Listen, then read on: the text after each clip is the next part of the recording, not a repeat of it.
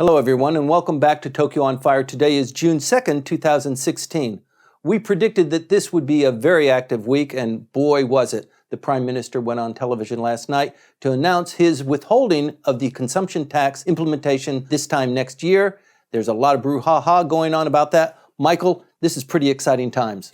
It's been an amazing week since the last time we met, and we have so much to go over. But let's go first over the tax rise decision that Mr. Abe made. I mean, I was taken aback at the absolute scale of the pushback that he's made. We thought, maybe a year and a half. No, 2.5 years down the line, and he's just going to do it, and got the okay of some parts of the LDP, but there were lots of parts that pushed back and fought back, and he had to use his own authority within the party to simply impose his will. The exciting thing that I thought about how this thing rolled out was he came back from Hiroshima and immediately had private meetings in the Kante, outside the Kante in the hotel very close by, and this was just back-to-back meetings, and he had a real struggle.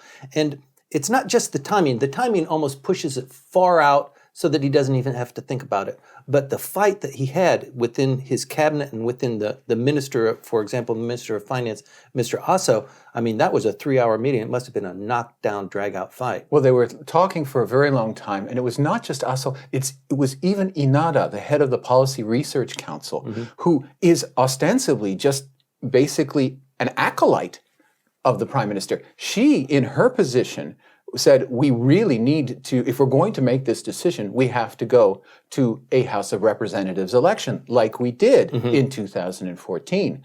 But that's not the way it came out. In yesterday's press conference, he not only announced the tax hike delay, he then announced that there would not be a House of Reps election. And boy, did he have to find some way to make that fly, especially since he made such a strong connection in 2014 between, I'm going to delay the tax rise, and in order to have some kind of referendum, I'm going to dissolve the diet. Here, he said, not going to happen.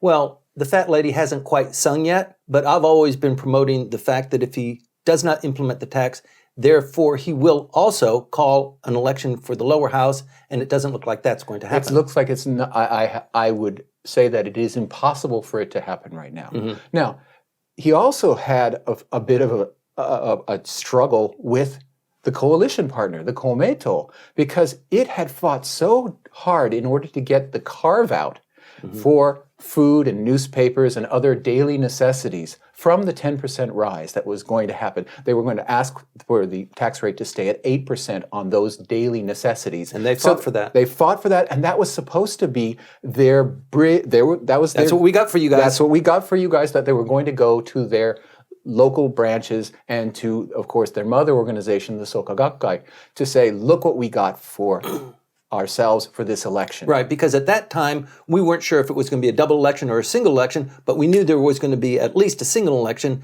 and the tax increase was on the board. The tax increase was on the board, and the carve-out was the big prize that the Komeito got. Well, the carve-out really doesn't matter anymore because it's delayed 2.5 years. That's an eternity. Right. It's well past, actually, the date that Mr. Abe, if he does not lead a change in the rules of the LDP, must step down as leader of the LDP and therefore step down as prime minister. Unless he gets reelected by general acclaim from the LDP party. Well, that's going to only happen, there are 2 ways that can happen. One, that he is not the Sosai, is not the leader of the party, and yet is so popular that he is elected from just out of the diet seat that he holds, which has never even close to happened, right? Or that he indeed changes the bylaws, and in order to do that, he has to get the agreement of 50% of the party members at the party Congress, which seems to be a much easier thing, but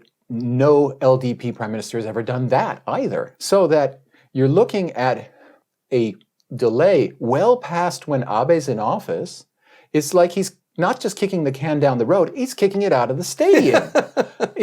So it's for the Komeito, they're just saying, okay, well, we'll still get the carve out, and that they did get from Mr. Abe. Yes, you'll still get the carve out 2.5 years from now. Well, that's no good for the House of Council election this year. Right. Well, they still have to revise the law to accommodate the non-implementation of the consumption tax. That's going to happen in the fall Right. after the election. That has nothing to do with anything, and it'll happen automatically because they have the votes necessary to do it. Right. And there's no way that in the House of Councilors election that they could conceivably lose control of the House of Councilors.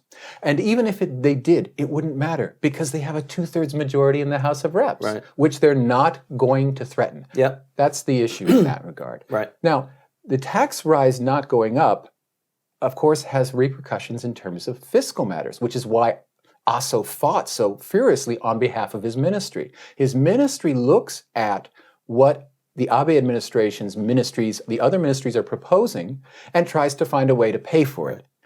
And the revenue that was supposed to come in from this raising of the consumption tax is already spoken for in future budgets. Right, but I got a fix for that, Michael, because Abenomics is going to generate more revenue coming from the economy. Right, that's going to work just as well as it's worked up till now, which we're nowhere near 2% growth, real 2% growth. We're nowhere near 3% nominal growth. We're nowhere near 2% inflation rate. With none of the things that we were promised. Promises matter in politics. None of the things that we were promised are being delivered. Okay, what about the 6 trillion economy by the year 2020, or the 1.8 replacement rate for live birth, or the ability of children to take care of their parents when they're in retirement age? All of that was supposed to be paid for with the revenues that come from the consumption tax rise. That entire program of engaging the 100 million, or the dynamic engagement of all citizens. The funding for that was supposedly out of the consumption tax rise. That's not going to happen. Where is that money going to come from now? You know, if you're going to pretend that you have these new 3 arrows, you at least have to find a way to pay for that. Right. And they have nothing now. That's why the entire economic revitalization program, as it's called, has been redelayed along with the consumption tax. They are going to reconsider it in the fall because they don't have any way of paying for it. Right. And, you know, that's just, you would think that in an electorate as educated and sophisticated as the Japanese electorate would punish somebody for that.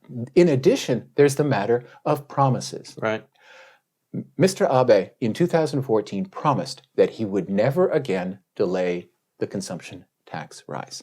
Promised. He said that there wouldn't. And then in the beginning of the year, A caveat. he said, I'm walking that back a bit, but the only reason I would do that is if we have a disaster on the scale of the Tohoku Fukushima nuclear and earthquake and tsunami disaster, or we had a worldwide financial crisis on the scale of what we call here the Lehman shock, but is also otherwise called the global financial crisis, which we've had neither of. Can we back that up just a little bit? Because it's, you know, the G7 was here. I mean, they started with the We had the finance G7 ministers. summit over the weekend, Okay. yeah. And one of the things that they tried to tee off up in Sendai was, we are facing a global crisis and Japan is right at the cusp of having an economy that's going to tank out, and don't you agree that we should do something about that? And that fell flat on its face. And then, but the thing is, after it fell flat on its face with the finance ministers in Sendai, Abe still brought that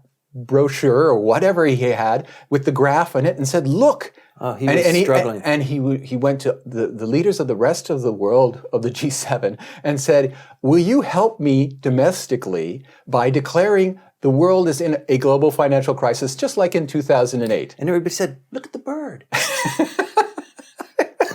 Wow, this place has a very nice view. They were very polite. Nobody said no. Nobody said, are you crazy? They just... No, they waited for the journalists to say that. And boy, did they ever. Not only internationally, but also domestically. Right. Supposedly, the journalists of Japan are tamed and they're not afraid to criticize.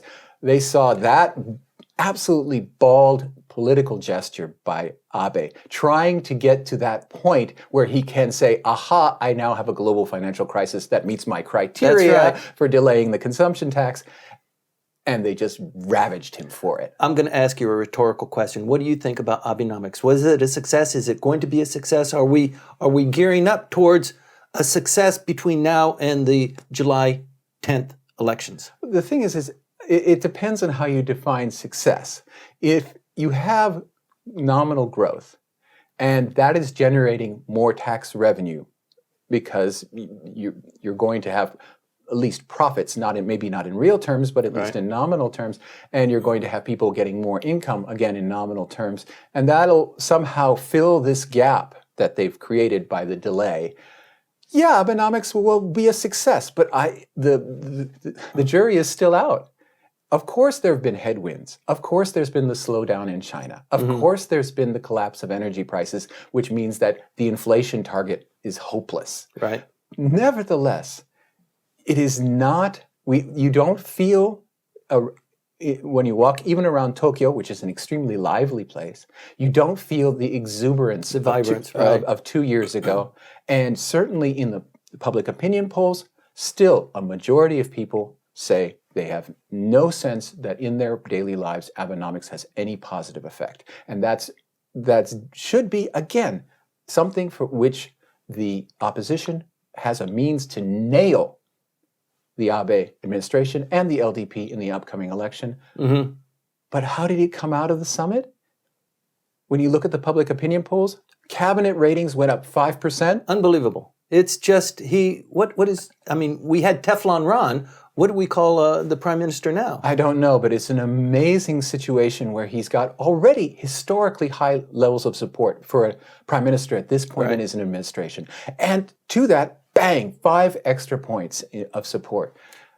Maybe it's just the echoes of the Hiroshima effect. The Hiroshima speech, great. And we'll talk about that probably in some other recording. But wow, he came out of that summit despite the humiliation that he suffered within it, just smelling like a rose. And I guess that probably made it very easy for him to think, okay, I'll get away with delaying the consumption tax. What a difference a week makes. I mean, inside his own party, there seems to be, they've fallen in line. He forced them to fall into line. I'm the boss. The buck stops here. I'm going to delay the implementation of the tax. I don't care whether you don't like it or you don't like it. You don't like it. I'm going to go forward. And they fell in line. But this simmering dissatisfaction with his leadership and with the kind of the continuing mistakes, one might say, about how Suga is implementing policy and keeping the team together, that's beginning to show at the seams. But even when they have a scandal, like they had with the Amari Akira scandal. Isn't that nice? Yeah. Look at what happened this week. Right. The prosecutors, after looking at all the evidence, excused all charges, and they didn't even charge. They just said, there's nothing here. We can't charge them. They all go free. Right. Well, that goes in line with what we were saying earlier this year, that it was not a cash for favors scandal. It was a cash for no favors scandal. There was no evidence that Amari or any of his cohorts actually did anything for the persons who paid the bribes, which means they're not really bribes. Very much unlike the situation with the Olympic Games and their payments. There, they seem to have gotten something for it. But in the case of Amari, he took the money and nothing happened for these people. That's an interesting, and that big scandal that was supposed to knock Abe off his feet, it's gone. But look at what happened with Masazoi. I mean, he is still on the hot seat. We're going to have to talk about Masazoi separately. Okay, but it is something similar. I mean, it's not graft, it's not bribery, but it involves using public funds to enrich oneself. And eventually it's going to involve the LDP. But I don't think that it will have any impact on the House of Councilors election. And I think that this House of Councilors election is going to be about Abe's control of the party. Let's hold that for a different episode, Michael, if you don't mind. You're watching Tokyo on Fire. The Prime Minister has announced his decision to delay the implementation of the consumption tax from 8% to 10%. He's pushed it way out into the future, 2 years in the future. And he has also announced that he will not hold a double election. Stay tuned.